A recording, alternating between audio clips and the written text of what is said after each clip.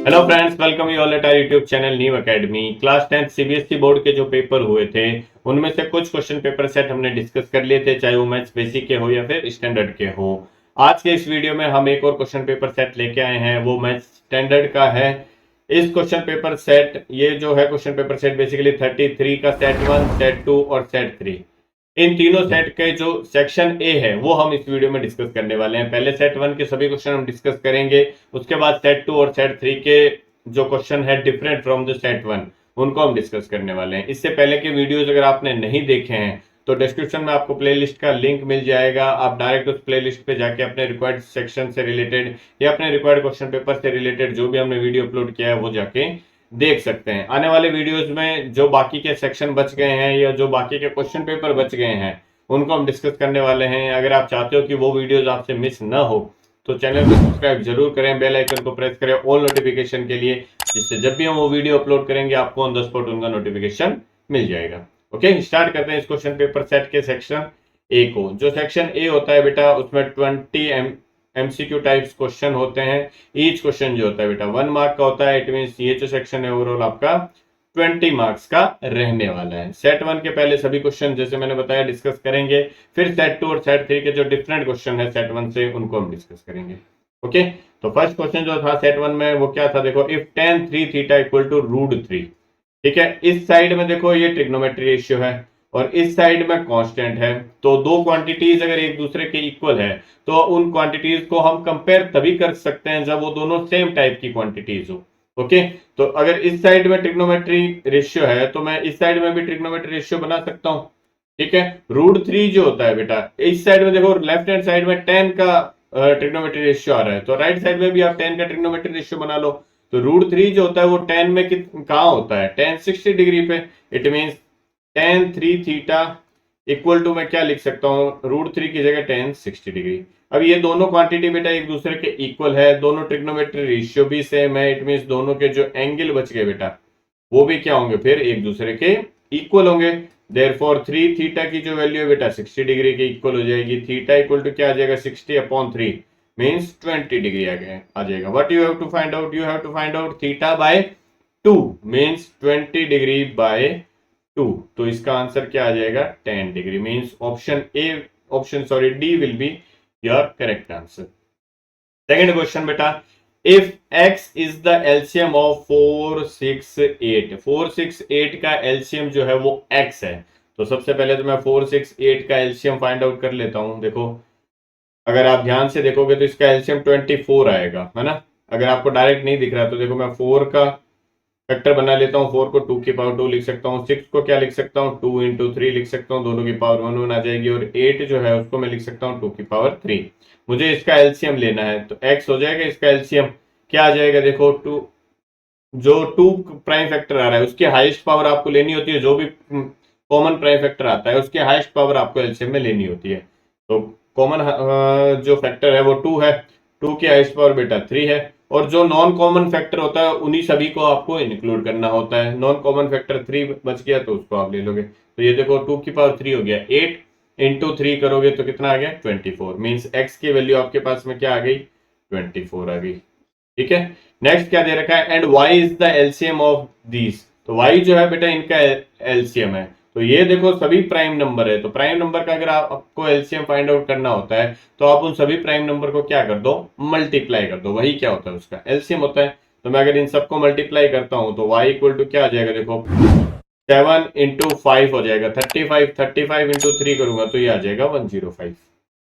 ठीक है, तो y की वैल्यू आ गई 105। अब आपको क्या फाइंड आउट करना है, and p is the LCM of x and y। तो p जो है वो क्या है, LCM of x and y means 24 और 105 का एलसीएम है p। Then which of the following is true. तो हमें क्या करना पड़ेगा, इसका एलसीएम फाइंड आउट करना पड़ेगा। तो मैं फैक्टराइज कर देता हूं, 24 को फैक्टराइज करूंगा बेटा क्या हो जाएगा, ये 2 की पावर 3 × 3 की पावर 1, जैसे हमने यहाँ देखो लिखा भी है। इसको क्या कर देता हूँ, प्राइम फैक्टर की फॉर्म में लिख देता हूँ। तो इसके तो 3 प्राइम फैक्टर बनते हैं, क्या 3 × 5 × 7, जैसे मैंने इन तीनों को मल्टीप्लाई किया। तो इनका एलसीएम मुझे फाइंड करना है। तो बेटा एलसीएम क्या हो जाएगा, देखो एलसीएम में जो कॉमन प्राइम फैक्टर है उसकी हाईएस्ट पावर लेनी है। जो नॉन कॉमन प्राइम फैक्टर है उन सबको भी इंक्लूड करना होता है। तो कॉमन प्राइम फैक्टर तो यहाँ पे 3 है और 3 की हाईएस्ट पावर 1 ही है तो 3 आ जाएगा, और नॉन कॉमन प्राइम फैक्टर 2 की पावर 3 भी आएगा, फिर 5 भी आएगा, फिर 7 भी आएगा, है ना। तो ये क्या बन जाएगा देखो 3 5 7, ये तो फिर से क्या बन गया 105 बन गया, और इंटू 2 की पावर 8 करूंगा तो ये 2 की पावर 3 करूंगा तो ये किसके इक्वल आ जाएगा 8 के इक्वल आ जाएगा। ठीक है, ये बेटा P की वैल्यू आ गई। अब हमें फाइंड करना है क्या P और X में रिलेशन, है ना। तो P तो आपके पास में क्या आ गया 105 इंटू 8 आ गया, और X की वैल्यू है 24, है ना। तो इसको मैं ऐसे लिख सकता हूं, देखो P इक्वल टू 105 से 3 इधर दे देता हूं मैं, है ना, 3 इधर दे दूंगा तो ये क्या आ जाएगा 35 इंटू 24 आ गया, और 24 की जगह मैं क्या लिख सकता हूँ बेटा x लिख सकता हूँ, बिकॉज x की वैल्यू कितनी है 24। तो P इक्वल टू आपके पास में क्या आ जाएगा 35 ऑफ x, ये P और x में रिलेशन हो जाएगा। तो option A will be your correct answer. Okay, next question number 3 देखते हैं। देखो बेटा क्या दे रखा है, the value of k for which the system of linear equation 6x plus y equal to 3k and 36x plus 6y equal to 3 have infinitely many solution. Infinitely many solution का मतलब क्या होता है, लाइन से एक दूसरे पे coincident हो जाती है। लाइन कोइंसिडेंट कब होगी, जब आपके पास में a1 बाई a2 इक्वल हो जाता है बेटा b1 बाई b2 के, और ये इक्वल हो जाता है c1 बाई c2 के। ओके, अब a1 बाई a2 की वैल्यू क्या हो जाएगी बेटा, a1 होता है फर्स्ट इक्वेशन में x का कोफिशिएंट 6, a2 होता है सेकंड इक्वेशन में x का coefficient 36, equal to b1 by b2, b1 है बेटा 1, b2 है 6, इक्वल टू c1 कितना हो जाएगा, देखो ये इस साइड आएगा तो -3 क्या होगा, बिकॉज हम कंपेयर किससे करते हैं a1x plus b1y plus c1 equal to 0 से, और a2x plus b2y plus c2 equal to 0 से, है ना। इक्वल के उस तरफ में क्या होता है, राइट हैंड साइड में 0 रखना होता है, तो ये -3 क्या आएगा, और ये क्या आ जाएगा बेटा 3 आ जाएगा। तो जो कैंसिल हो सकता है कैंसिल कर दो। हमें क्या फाइंड आउट करना है, k की वैल्यू फाइंड आउट करना है, तो मैं इन दोनों को यूज ले लेता हूं, देखो ठीक है, इन दोनों को इक्वेट कर देता हूं। इनको इक्वेट करने से क्या हो जाएगा, देखो 1/6 इक्वल टू 3 से ये 3 कैंसिल हो गया तो माइनस ऑफ k बच गया, तो k की वैल्यू क्या आ जाएगी बेटा, माइनस उस साइड भेज देता हूँ -1/6। ठीक है, आई थिंक कुछ गलती कर दी क्या हमने। ओके, ये भी तो बेटा देखो माइनस का होगा 3, है ना, बिकॉज ये भी उस साइड जाएगा ना, तो ये -3 हो गया, तो k ये आ जाएगा प्लस का k इक्वल टू 1/6, तो k की वैल्यू आ जाएगी +1/6, means option B will be our correct answer. Next, if alpha and beta are the zeros of the polynomial, इस पॉलिनोमियल के जीरोस अल्फा एंड बीटा है, then the value of alpha plus beta plus में alpha beta.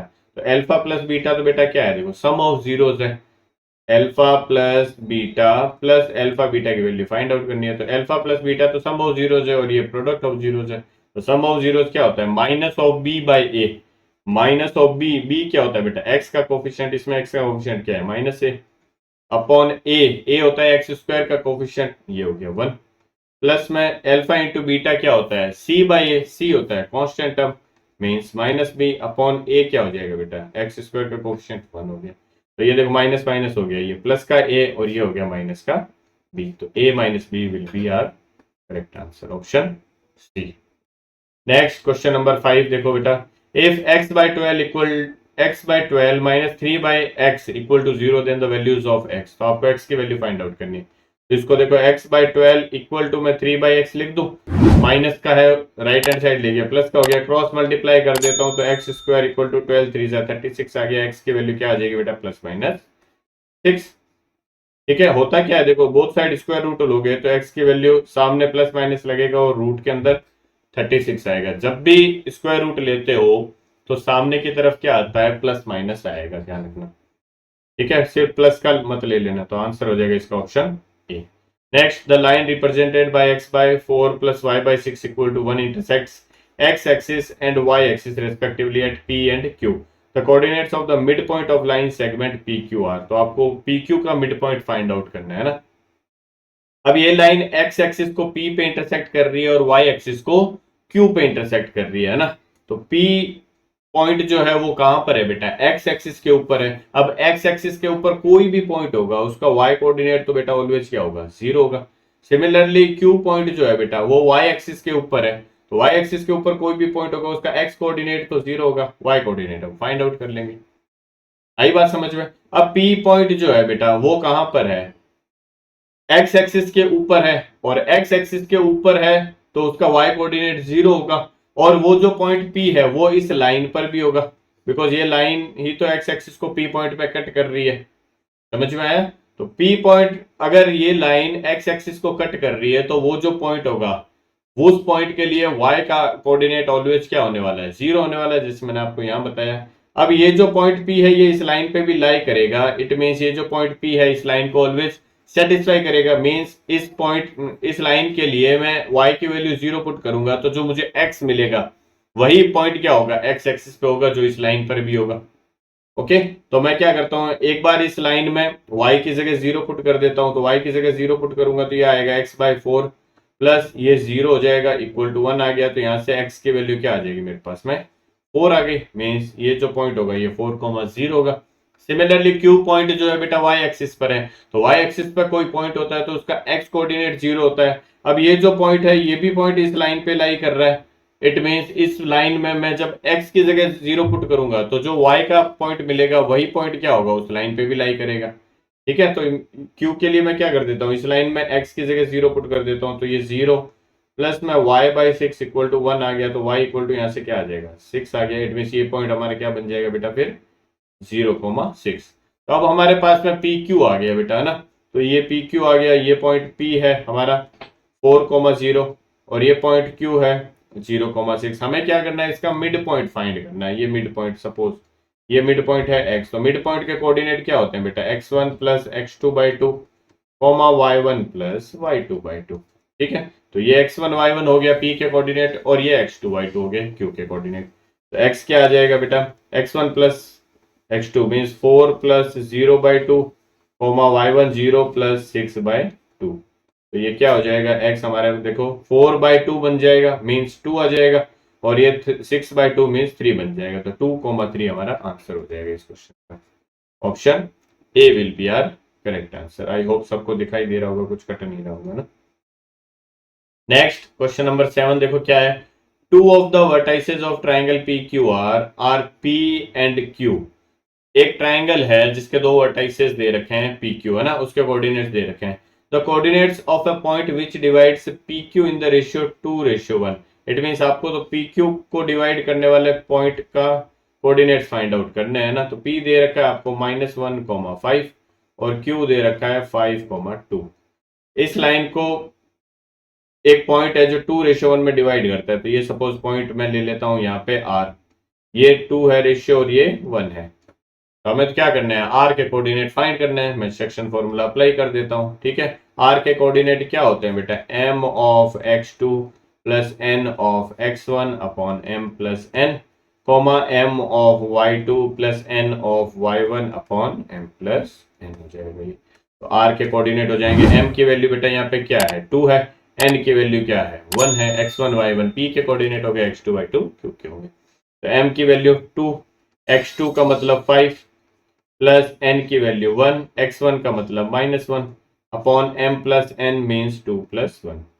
ठीक है, similarly m means 2 of y2 means 2 plus n 1 of y1 means 5 upon m plus n मतलब 2 plus 1।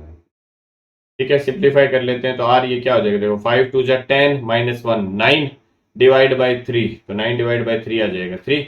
Similarly ये देखो 2 2 जा 4 plus 5 9 divide by 3, ये भी आ जाएगा 3। तो आंसर आ गया हमारा 3,3 means option C will be our correct answer, है ना।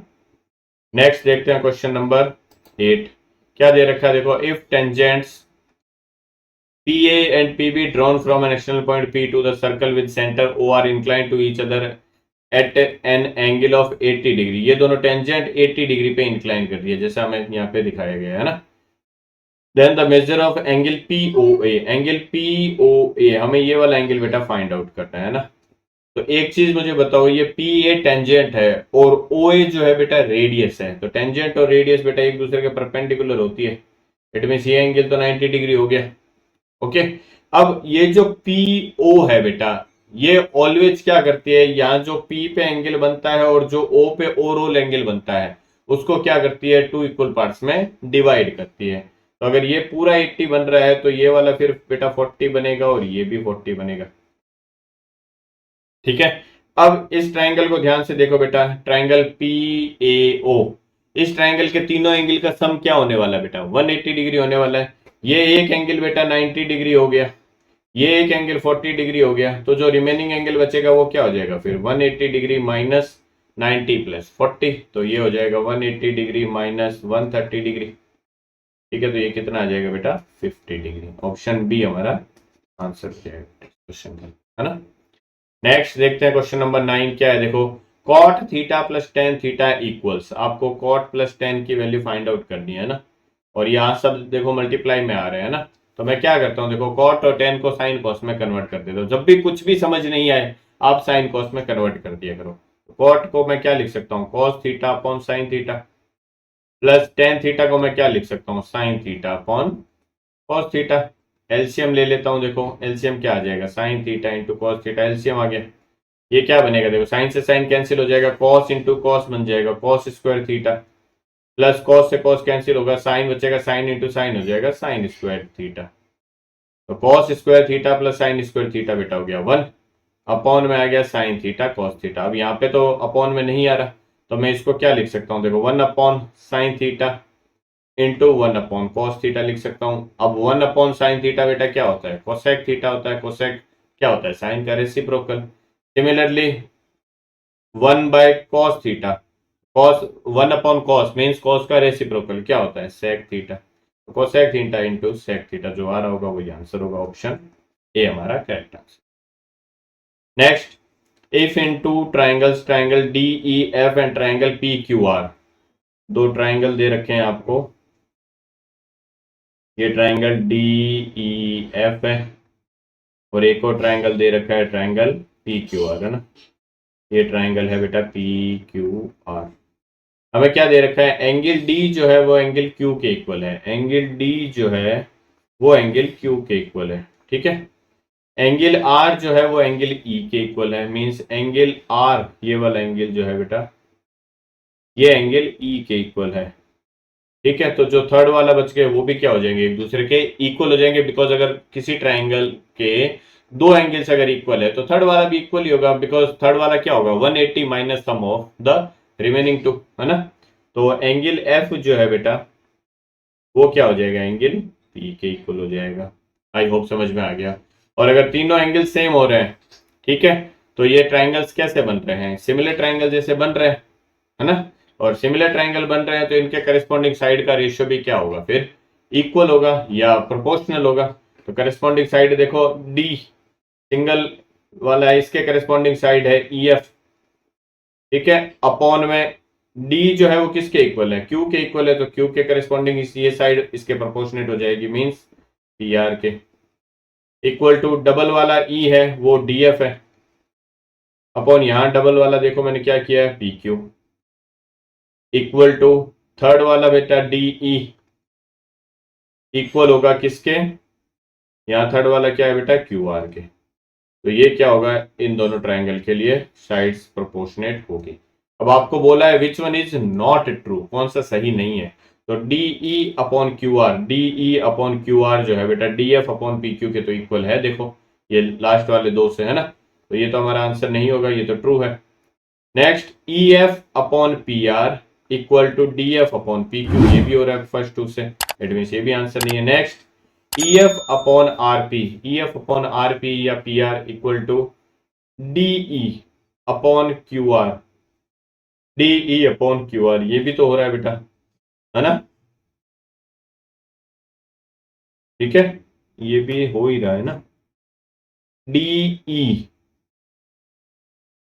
ये E F sorry E F upon P R R P equal to D E upon Q R, ये भी हो रहा है फर्स्ट और थर्ड से। नेक्स्ट क्या है देखो, D E upon P Q, D E upon P Q थोड़ी है, डी ई अपॉन तो क्यू आर है बेटा, है ना, इक्वल टू क्या आएगा E F upon P R. ठीक है, तो हमारा आंसर क्या होगा, देखो D E upon Q R is equal to E F upon R P. First और थर्ड को अगर आप ध्यान से देखोगे तो DE अपॉन तो QR होना चाहिए, यहाँ पे क्या दे रखा है बेटा, PQ दे रखा है, इट मीन यही वाला क्या हो गया, गलत हो गया, तो यही हमारा क्या होगा, इस क्वेश्चन का करेक्ट आंसर होगा बेटा, है ना। नेक्स्ट क्वेश्चन नंबर 11 देखो, the measurements of triangle LMN and ABC are shown in the given figure below the length of the side AC। हमें AC की बताना है बेटा। अगर मैं इन एंगल को ध्यान से देखूं बेटा, देखो ये 130 डिग्री है, ये 28 डिग्री है, तो ये वाला एंगल कितना होगा बेटा, 22 डिग्री नहीं होगा क्या? ट्राइंगल के तीनों एंगल का सम 180 होना चाहिए ना।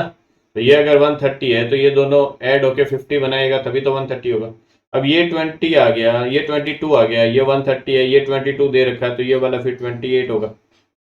इट मीन्स ये भी दोनों ट्राइंगल कैसे हैं, सिमिलर ट्राइंगल है, तो इनके करस्पॉन्डिंग साइड्स का रेशियो भी क्या होगा, फिर प्रोपोर्शनेट होगा। तो मुझे क्या फाइंड आउट करना है, मुझे AC फाइंड आउट करना है, ये वाली साइड X, है ना। तो मुझे ये वाली साइड यूज लेनी है, तो मैं क्या कर लेता हूँ, पहले तो 130 के अपोजिट वाली साइड्स को ही प्रोपोर्शनेट कर देता हूँ। तो ये आ गया 72, इसमें आ गया X इक्वल टू जो हमें दे रखा है, इसमें क्या कौन सी दे रखी है, ये 45 दे रखी है, और इसके प्रोपोर्शनेट साइड कौन सी है, 28 के अपोजिट ये 5 आ गई। ठीक है, कैंसिल कर देता हूँ, 5 से ये कैंसिल हो गया, 9 टाइम्स 9 से ये कैंसिल हो गया 8 टाइम, तो क्रॉस मल्टीप्लाई करूंगा तो X की वैल्यू आ जाएगी 8 सेंटीमीटर। तो ऑप्शन आ जाएगा इसका option C. Next question number 12 देखो क्या है, if the volumes of the two cubes are in the ratio 8:125, volume दे रखा है दो क्यूब का, ना। तो क्यूब का वॉल्यूम क्या होता है बेटा, क्यूब का वॉल्यूम होता है साइड का क्यूब। सपोज मैं साइड या एजेस जो है वो A1 A2 ले लेता हूं, ठीक है। तो ये आपको दे रखा है 8/125, then the ratio of their surface area, तो आपको उनका सरफेस एरिया का रेशियो फाइंड करना है। तो सरफेस एरिया का रेशियो का मतलब क्या हो गया, what we have to find out, surface area क्या होता है उनका, 6 of A1 square upon 6 of A2 square हमें फाइंड करना है।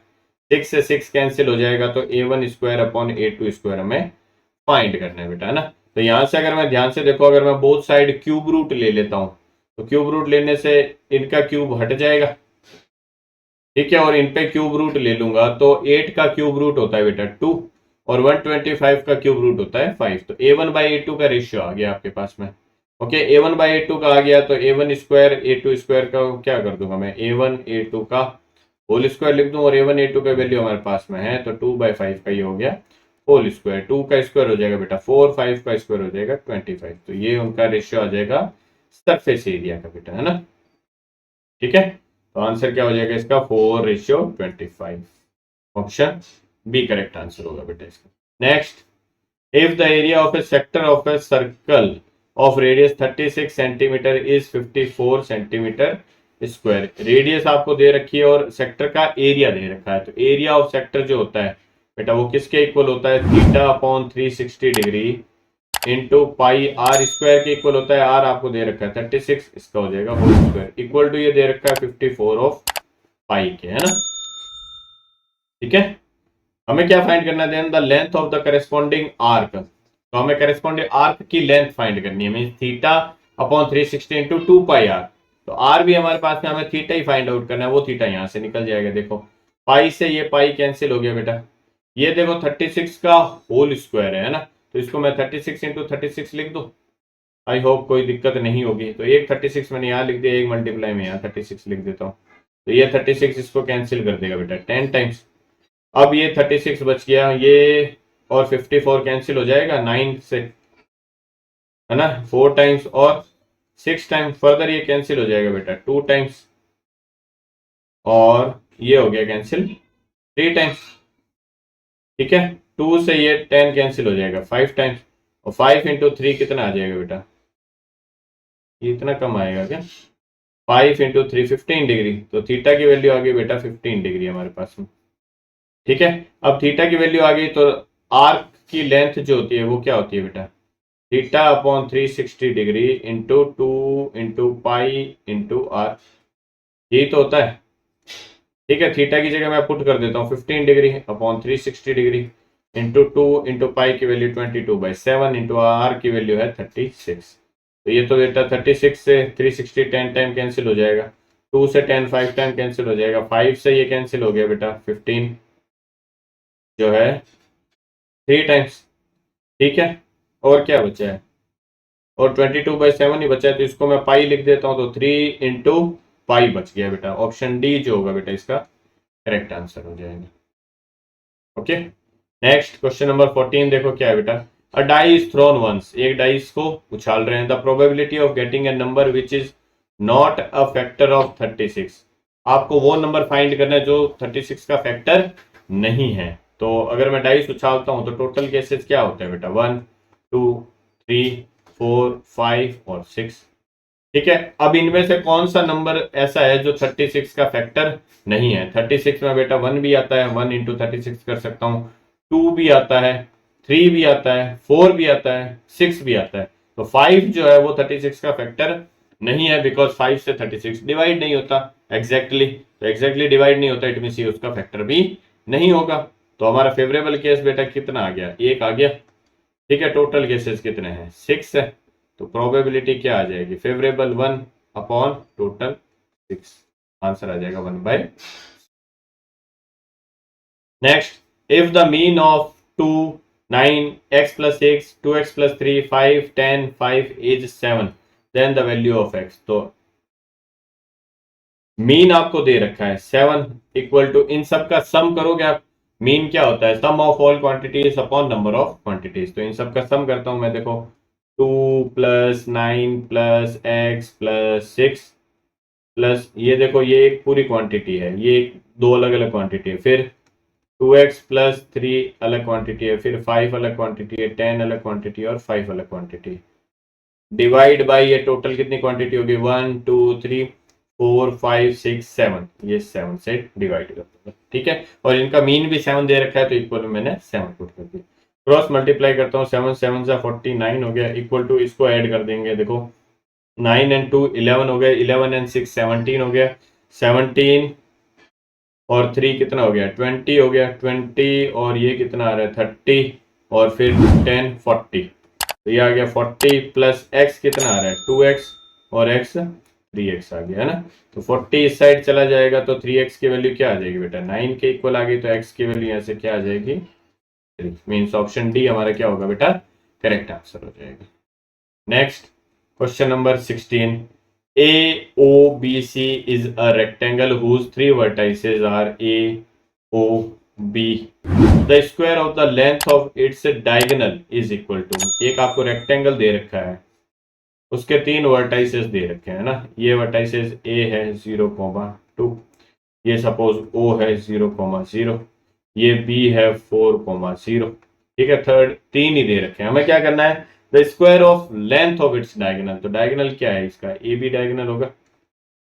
हमें क्या फाइंड करना है, ए बी स्क्वायर फाइंड करना है। तो डिस्टेंस फॉर्मूला अप्लाई कर देता हूँ। डिस्टेंस फॉर्मूला में यहाँ पे रूट होता है, तो मैंने स्क्वायर कर दिया तो रूट हट जाएगा। तो वो क्या बन जाएगा, x1 माइनस x2 का होल स्क्वायर, 0 माइनस 4 का होल स्क्वायर, प्लस में ये क्या आ जाएगा बेटा, 2 माइनस 0 का होल स्क्वायर। तो ये -4 का होल स्क्वायर 16 बन जाएगा, प्लस में 2 का होल स्क्वायर 4 बन जाएगा। तो ये क्या आ जाएगा 20। तो ए बी का होल स्क्वायर कितना हो गया 20, यही आपको फाइंड आउट करना था डायगोनल का square. Option B correct answer होगा बेटा।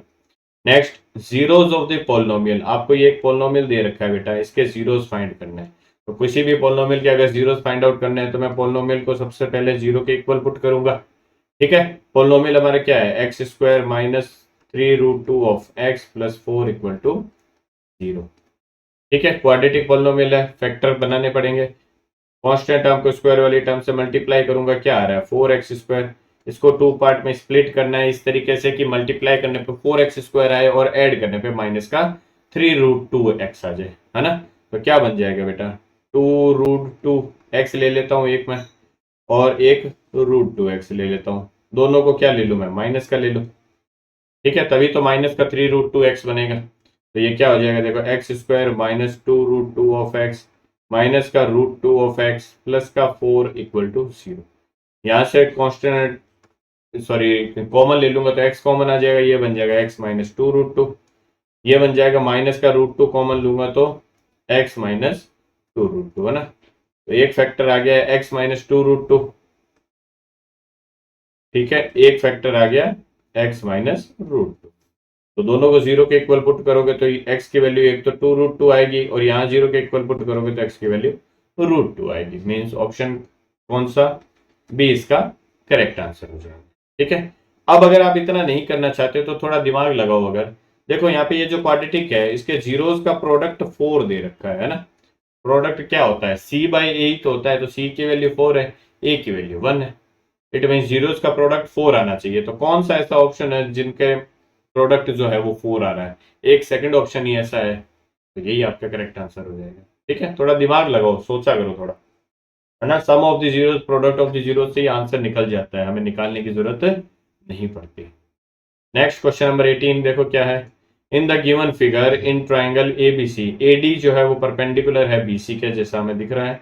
एंड ट्राइंगल बीएसी, बीएसी यहाँ पे भी 90 डिग्री बन रहा है। इफ बीसी इक्वल टू 16 दे रखा है एंड डीसी इक्वल टू 4 दे रखा है, then the value of x, हमें एक्स की वैल्यू फाइंड आउट करनी है बेटा, है ना। तो एक्स की वैल्यू फाइंड आउट करनी है अगर मुझे, तो मैं क्या करूं, यहाँ पे फिर से वही trigonometry similarity use, sorry triangle similarity use ले लूंगा, बिकॉज साइड्स प्रोपोर्शनेट हमें करनी पड़ेगी। और साइड अगर प्रोपोर्शनेट करनी है इट मीन्स ट्राइंगल को सिमिलर होना पड़ेगा। तो मैं देख लेता हूँ कि ये दोनों ट्राइंगल क्या सिमिलर है क्या। कौन सा वाला, एक तो ये देखो बड़ा वाला एंगल 90 डिग्री इसमें दिख रहा है बड़े वाले ट्राइंगल में, और एक यहाँ पे 90 दिख रहा है। तो ये अगर 90 है तो ये भी 90 होगा। ठीक है, एक तो ये 90 हो गया। एक ये वाला एंगल देखो, दोनों में कॉमन है, दोनों ट्राइंगल में। कौन से ट्राइंगल में, एबीसी ट्राइंगल में और एसीडी ट्राइंगल में। तो ये दोनों ट्राइंगल में दो एंगल अगर सेम हो गए तो बाय ए सिमिलरिटी दोनों ट्राइंगल क्या हो गए, सिमिलर हो गए। तो जब दोनों ट्राइंगल सिमिलर है तो इनके करेस्पॉन्डिंग साइड का रेशियो भी क्या होने वाला है, प्रोपोर्शनेट होने वाला है। तो मैं करेस्पॉन्डिंग साइड्स का रेशियो प्रोपोर्शनेट कर देता हूं। ठीक है, ट्राइंगल ए बी सी में, ट्राइंगल ए बी सी में देखो मैं क्या करता हूँ, साइड्स प्रोपोर्शनेट करता हूँ। अच्छा देखो 90 डिग्री के अपोजिट वाली साइड्स मुझे पता चल गई, जो कॉमन एंगल है वो पता चल गया। तो जो थर्ड वाला एंगल है वो भी तो इक्वल होगा। तो इसमें थर्ड वाला एंगल ये बन रहा है और एबीसी में थर्ड वाला एंगल ये बच रहा है ना। ठीक है, तो अब मुझे चाहिए क्या, मुझे देखो x की वैल्यू फाइंड करनी है। मींस ये जो एंगल है ट्राइंगल एबीसी में इसके अपोजिट साइड ही तो है x।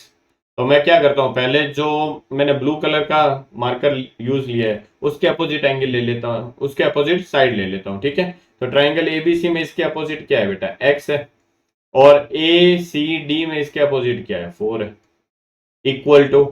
अब ट्राइंगल एबीसी में मुझे क्या पता है, 90 डिग्री के अपोजिट वाली साइड पता है 16, तो वो यूज ले लेता हूं। इसमें मुझे 90 डिग्री के अपोजिट वाली साइड क्या पता है क्या, एक सेकेंड, हमने कुछ गलती कर दी क्या, नहीं इसमें भी तो देखो 90 डिग्री के अपोजिट वाली साइड क्या है बेटा, एक्स है, ये आ जाएगा। क्रॉस मल्टीप्लाई करूंगा तो एक्स स्क्वायर इक्वल टू क्या आ जाएगा, ये 64 हो गया। एक्स की वैल्यू क्या आ जाएगी बेटा, प्लस माइनस √64। एक्स की वैल्यू आ जाएगी प्लस माइनस 6। अब एक्स बिकॉज साइड है वो कभी भी नेगेटिव नहीं हो सकती, तो फिर एक्स को मैं, सॉरी ये 8 आएगा ना, 64 का स्क्वायर रूट 8 आ जाएगा। ठीक है, तो साइड कभी भी नेगेटिव नहीं हो सकते, इट मीन मैं क्या लूंगा, पॉजिटिव वाली यूज लूंगा। तो एक्स की वैल्यू जो आएगी वो क्या आ जाएगी बेटा, ऑप्शन सी 8। नेक्स्ट जो असर्शन रीजन वाले क्वेश्चन है वो देख लेते हैं बेटा फटाफट। क्या दे रखा है देखो, अ ladder leaning against A wall stands at a horizontal distance of 6 centimetre from the wall. एक वॉल है और एक लेडर है जो इसके अगेंस्ट ऐसे है। ये जो लेडर है stands eight A horizontal distance of 6 centimetre from the wall. तो ये जो है ये 6 सेंटीमीटर है वॉल से डिस्टेंस पे, हॉरिजॉन्टल डिस्टेंस है ना। If the height of the wall up to the which the ladder reaches is 8 centimetre, तो जहां तक लेडर पहुंच रही है वो वॉल की हाइट जो है वो 8 सेंटीमीटर आपको दे रखी है। Then the length of the ladder is 10 metre. तो जो लेंथ ऑफ द लेडर है मीन्स ये वाली, ये क्या होगी, 10 सेंटीमीटर होगी। क्या ये सही है क्या, देखो अगर आप पाइथागोरस थ्योरम अप्लाई करोगे तो 6 स्क्वायर प्लस 8 स्क्वायर करोगे तो ये आएगा 64 प्लस 36। ठीक है, वो 100 आएगा और 100 का स्क्वायर रूट लोगे तो ये 10 आ जाएगा।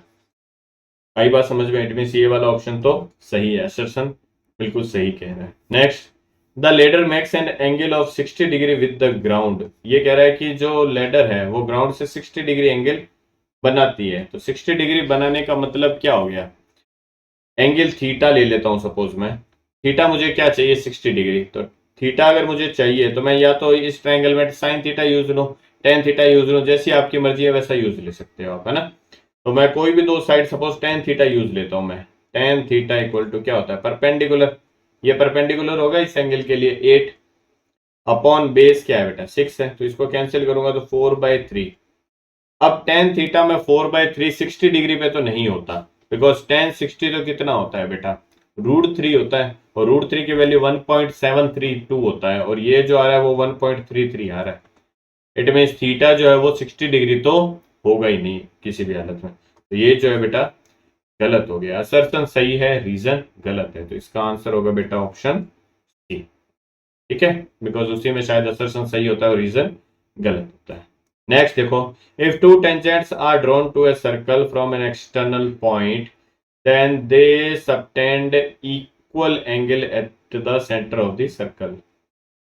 ये देखो, ये सर्कल है, एक्सटर्नल पॉइंट से दो टेंजेंट अगर हम ड्रॉ करते हैं, ठीक है, तो ये टेंजेंट ड्रॉ करते हैं तो ये रेडियस की ऑलवेज क्या होती है बेटा, परपेंडिकुलर होती है। ये कह रहा है कि ये जो टेंजेंट है वो सेंटर पे इक्वल एंगल सबटेंड करती है, मीन्स ये एंगल और ये एंगल जो है वो क्या होता है, हमेशा इक्वल होता है, बिल्कुल होता है। ठीक है, बिकॉज क्या ये दोनों ट्राइंगल क्या बनते हैं बेटा, सिमिलर ट्राइंगल बनते हैं या कॉन्ग्रुएंट ट्राइंगल हो जाते हैं, ये है ना, ये दोनों ट्राइंगल कॉन्ग्रुएंट होते हैं। क्यों, बिकॉज ये टेंजेंट की लेंथ इक्वल है बेटा, ये एक एंगल 90 डिग्री बनता है यहाँ पे, और रेडियस भी इक्वल होते हैं, तो बाय RHS ये दोनों ट्राइंगल क्या बन जाएंगे, कॉन्ग्रुएंट ट्राइंगल होंगे, दोनों ट्राइंगल कॉन्ग्रुएंट होंगे, तो इनके सभी एंगल भी सेम होंगे, सभी साइड्स भी सेम होंगी। आई बात समझ में, तो इट मीन्स ये वाला जो असर्शन है वो तो करेक्ट है। नेक्स्ट रीजन क्या है इसका, a parallelogram circumscribing a circle is rhombus, बिल्कुल सही है। एक पैरेललोग्राम, मैं कोई भी पैरेललोग्राम ले लेता हूं जो सर्कल को सर्कमस्क्राइब कर रहा है, ये इस तरीके से, तो ये जो पैरेललोग्राम होता है बेटा वो एक क्या होता है, रोम्बस होता है। ये बिल्कुल सही है, क्वेश्चन आपके एनसीईआरटी में दे रखा है, आप इसको प्रूव कर लेना। कैसे प्रूव करते हैं, ये ABCD में पैरेललोग्राम ले लेता हूं। अब ये बिकॉज पैरेललोग्राम है तो AB और DC इक्वल होगा और BC और AD इक्वल होगा। फिर हम क्या करते हैं, A एक्सटर्नल पॉइंट है, उससे टेंजेंट है, तो ये AP, ये PQRS हम ले लेते हैं, AP और AS इक्वल होगा, BP और BQ इक्वल होगा। इस तरीके से ये सभी साइड्स भी क्या आ जाती है, एक दूसरे के इक्वल आ जाती है। अब ये सभी साइड एक दूसरे के इक्वल आ जाती है, तो ये जो पैरेललोग्राम है वो क्या बन जाता है बेटा, रोम्बस बन जाता है। ठीक है, तो रीजन सही है। अब क्या ये रीजन जो है वो असर्शन को जस्टिफाई कर रहा है, क्या नहीं कर रहा, बिकॉज ये बिल्कुल अलग कंसेप्ट है, ये बिल्कुल अलग कंसेप्ट है। आई बात समझ में, दोनों एक दूसरे से इंटरलिंक्ड नहीं है, तो इसका आंसर जो होगा, क्या दोनों सही है बट रीजन जो है वो असर्शन को जस्टिफाई नहीं कर रहा, तो आंसर हो जाएगा इसका ऑप्शन बी। नेक्स्ट, अब जो सेट 2 और सेट 3 में डिफरेंट क्वेश्चन है वो देख लेते हैं। देखो फर्स्ट डिफरेंट क्वेश्चन जो सेट 2 का है वो क्या है, साइन 4 थीटा इक्वल टू आपको दे रखा है √3/2, तो साइन इसको मैं क्या कर दूं, साइन में कन्वर्ट कर दूं और एंगल को कंपेयर कर दूंगा, तो sine 4 theta equal to √3/2 sine में कहाँ होता है, साइन 60 डिग्री पे। अब ये दोनों क्वांटिटी इक्वल है, दोनों के ट्रायगोनोमेट्रिक रेशियो सेम है, इट मींस एंगल भी सेम होंगे, देयरफॉर 4 थीटा की वैल्यू बेटा क्या होगी, 60 डिग्री। थीटा की वैल्यू आ जाएगी बेटा 60/4 means 15 degree, but you have to find out theta upon 3 means 15 degree upon 3 करना है, तो आंसर आ जाएगा 5 degree, means option D correct answer होगा इसका।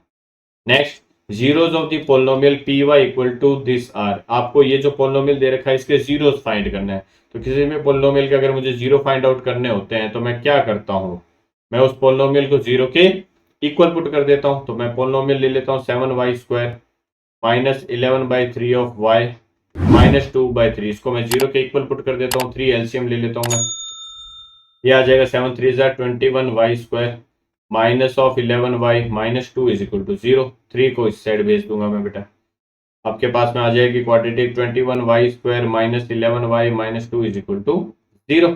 अब क्या करना है, कांस्टेंट टर्म को स्क्वायर वाली टर्म से मल्टीप्लाई करना है, कितना आ रहा है, माइनस का 42 ऑफ y², इसको दो पार्ट में ब्रेक करना है, ऐड करने पे क्या आना चाहिए, माइनस का 11y आना चाहिए, और मल्टीप्लाई करने पे माइनस का 42 आना चाहिए, है ना, तो 14 और 3 बन जाएगा, माइनस का 14y ले लेता हूं मैं और प्लस का 3y ले लेता हूं, तो मल्टीप्लाई करूंगा -42 आ जाएगा और ऐड करूंगा तो माइनस का 11 आ जाएगा, है ना, तो फैक्टर क्या बन जाएंगे इसके, देखो 21 ऑफ y² माइनस का 14 ऑफ y प्लस का 3y माइनस 2 इक्वल टू 0, यहाँ से कॉमन ले लूंगा बेटा, 7y कॉमन आ गया, ये बच जाएगा 3y माइनस का 2, प्लस में यहाँ से कुछ कॉमन नहीं आ रहा तो 1 कॉमन ले लिया, 3y माइनस 2, तो 3y माइनस 2 बेटा ओवरऑल कॉमन आ गया और ये बच गया 7y plus 1 is equal to 0।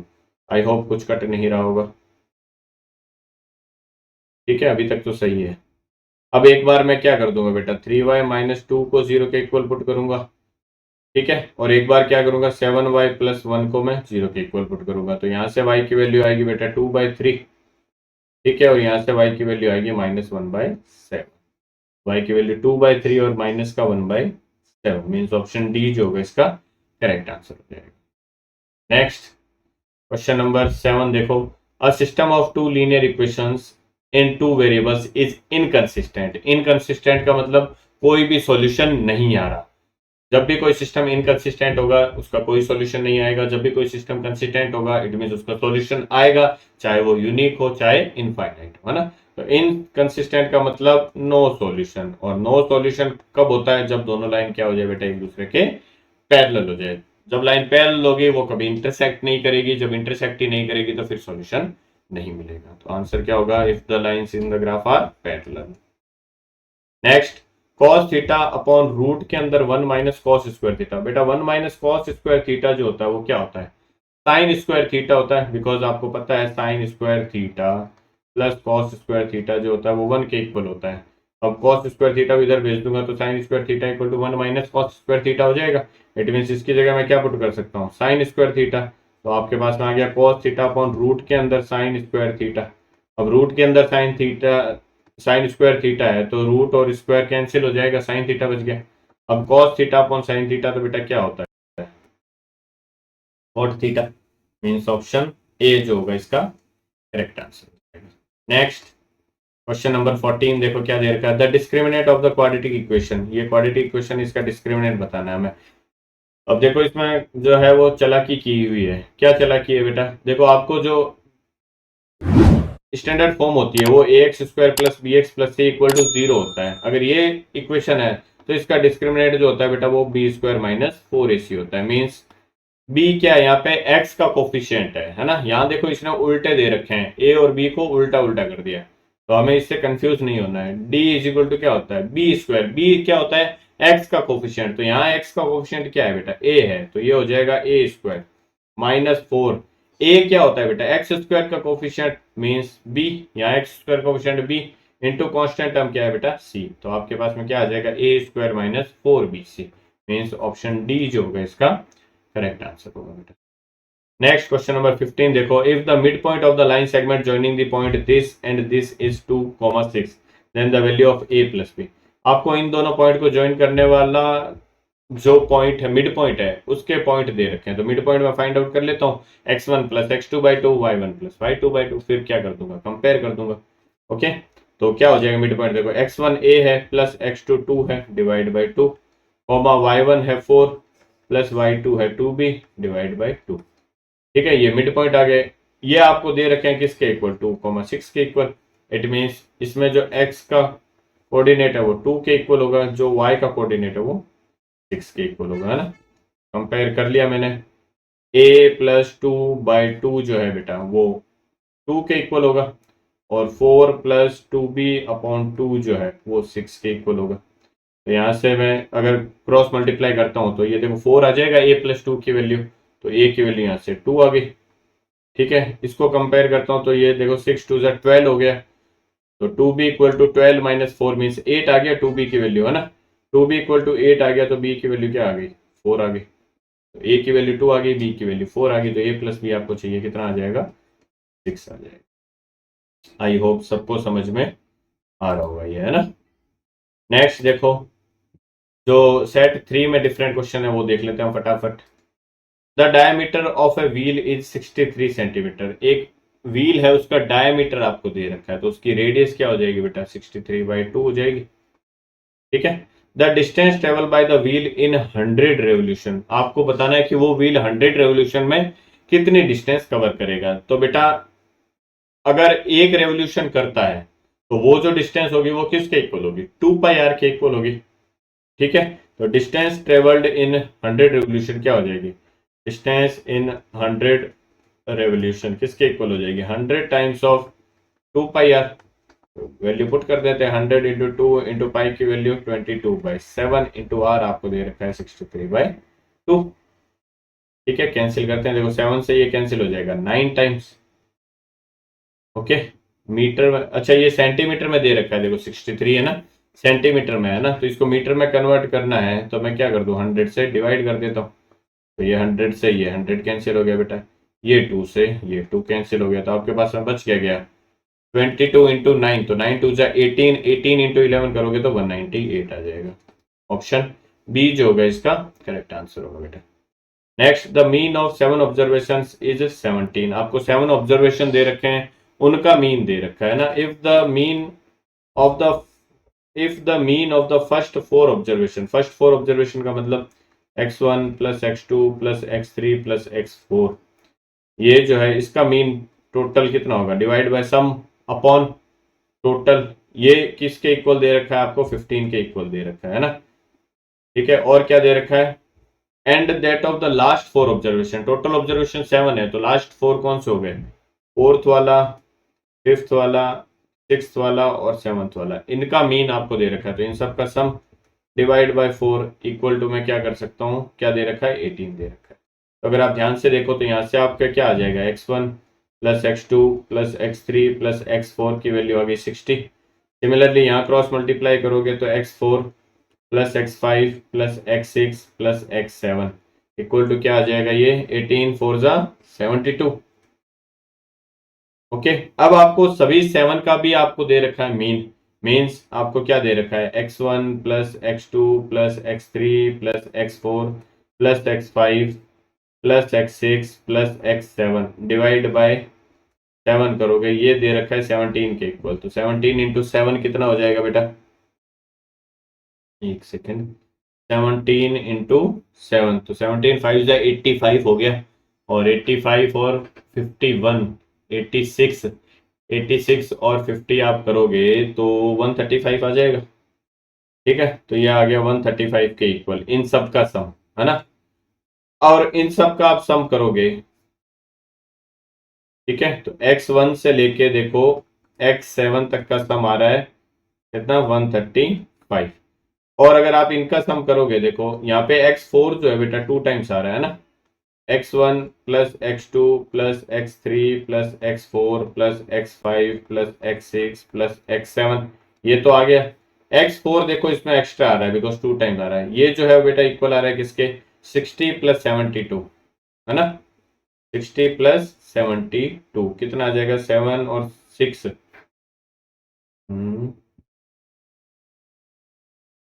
7 plus 6 130, और 132 के इक्वल आ रहा है ये, है ना, ये आ रहा है 132 के इक्वल।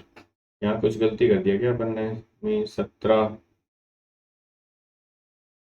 17, ओके 34 ऐड करना था ना, 185 में 34 ऐड करोगे 17 7 से कितना होता है 85,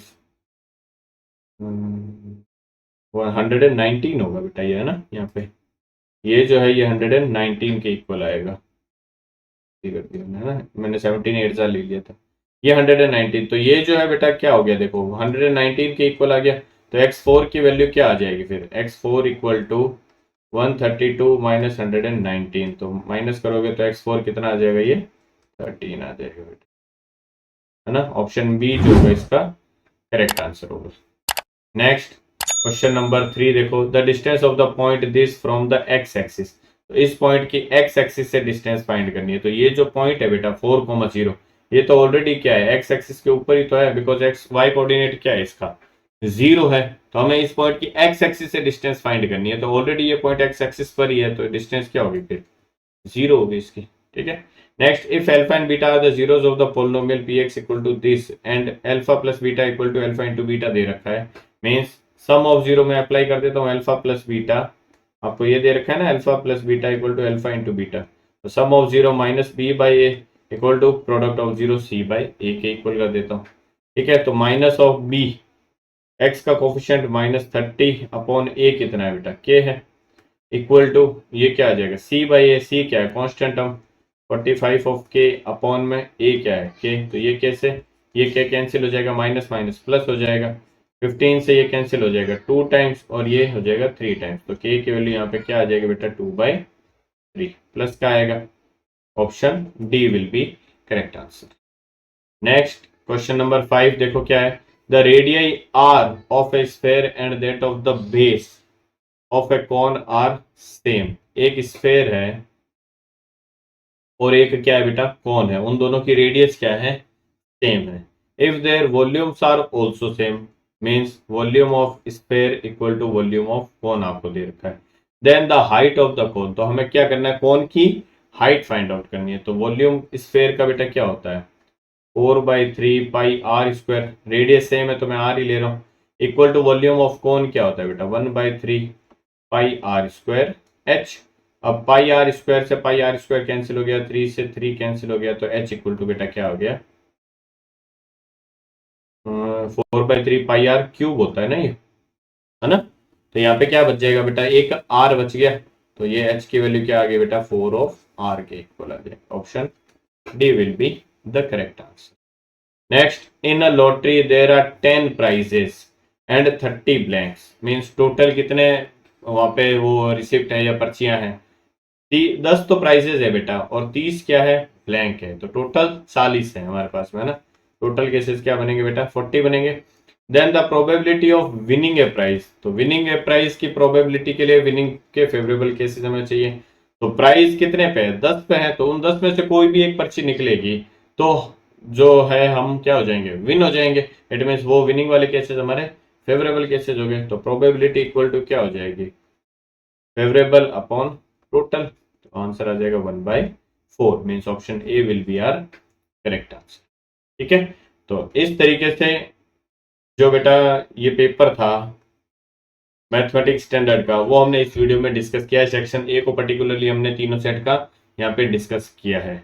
ओके, जो आने वाले वीडियोस हैं उसमें हम बाकी के सेक्शन डिस्कस करने वाले हैं। अगर आप चाहते हो कि वो वीडियोस आपसे मिस ना हो तो चैनल को सब्सक्राइब जरूर करें, बेल आइकन को प्रेस करें ऑल नोटिफिकेशन के लिए, जिससे जब भी हम वो वीडियो अपलोड करेंगे आपको ऑन द स्पॉट उसका नोटिफिकेशन मिल जाएगा। इस वीडियो में बस इतना ही, मिलते हैं हमारे नेक्स्ट वीडियो में। Till then bye bye and take care.